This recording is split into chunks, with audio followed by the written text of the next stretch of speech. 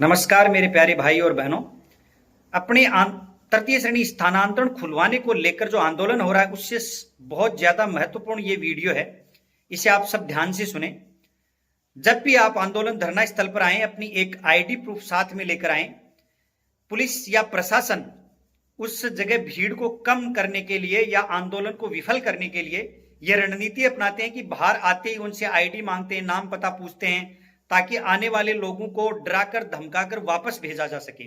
ये एक मनोवैज्ञानिक दबाव बनाने की कोशिश भर होती है। साथियों, हमारा आंदोलन बिल्कुल संवैधानिक दायरे में लोकतांत्रिक तरीके से होगा, शांतिपूर्ण होगा, इसलिए वहां डरने की कोई जरूरत नहीं। आप अपनी आईडी साथ में लेकर आए और मांगे जाने पर बिल्कुल आराम से दिखाएं। पुलिस प्रशासन इस बात के लिए आप पर मनोवैज्ञानिक दबाव बनाता है कि आपकी वीडियोग्राफी कराई जा रही है, आपकी पहचान उजागर हो रही है, आपकी नौकरी पे आंच आ सकती है। ऐसी किसी भी घटना से आप घबराए नहीं, डरे नहीं। आंदोलन के जो नेतृत्व करता है वो स्वयं अपने स्तर पर भी पूरे आंदोलन की वीडियोग्राफी करवाएंगे ताकि किसी भी अप्रिय घटना से बचा जा सके। साथियों, इसके अलावा वो कुछ और हथकंडे अपनाते हैं, जैसे कि अफवाह फैला देना कि अब आपकी अनुमति रद्द हो गई है, आपको यहां से जाना होगा। तो उनकी बातों पर तब तक विश्वास नहीं करना, आपको किसी भी अफवाह पर विश्वास नहीं करना जब तक कि मंच से किसी प्रकार की जो आंदोलन के नेतृत्व करता है उनके द्वारा घोषणा नहीं हो जाए। साथियों, प्रशासन इस प्रकार के हथकंडे भी अपनाता है कि गुटबाजी करवा देता है, इसलिए अपनी एकता भी वहां बनी रहनी चाहिए। और दूसरा, प्रशासन ऐसा करता है कि आपके जो नेतृत्व करता है वो बिक गए हैं, उन्हीं के अंदर जो पीछे अपने शिक्षक साथी बैठे होते हैं उनमें ये अफवाह फैला देते हैं। तो इस प्रकार की अफवाहों पर बिल्कुल भी ध्यान नहीं देना।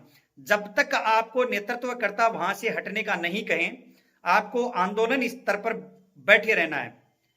और पुलिस प्रशासन ऐसी अफवाह भी उड़ा देता है कि जब वार्ता में गए होते हैं नेता और तब पीछे से अफवाह उड़ा देते हैं कि आपकी मांगे मान ली गई हैं और आप जा सकते हो। लेकिन आपको उनकी बातों पर बिल्कुल भी भरोसा नहीं करना है।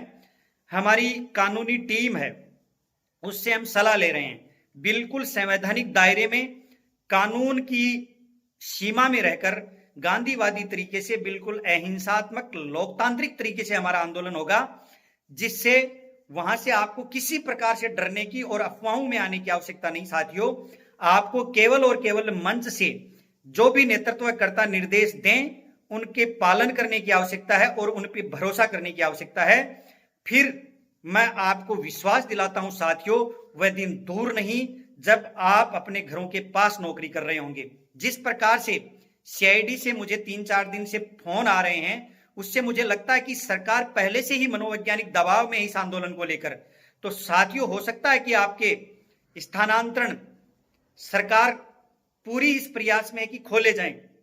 तो हमारा आंदोलन इस बात की दिशा तय करेगा, हमारे आंदोलन इस बात की दिशा तय करेगा कि हम घर के पास पहुंचेंगे या नहीं पहुंचेंगे। इसलिए अधिक से अधिक संख्या में आप बिल्कुल शांतिपूर्ण तरीके से आंदोलन में भाग लें और किसी भी प्रकार से आपको डरने की कोई आवश्यकता नहीं है साथियों। और साथ ही आप अधिक से अधिक संख्या में शिक्षक साथियों को पीले चावल बांटकर अपने स्तर पर उनसे वार्ता करके अधिक से अधिक शिक्षक साथियों को धरना स्थल पर आने के लिए प्रेरित करें। जय हिंद साथियों, बहुत बहुत धन्यवाद।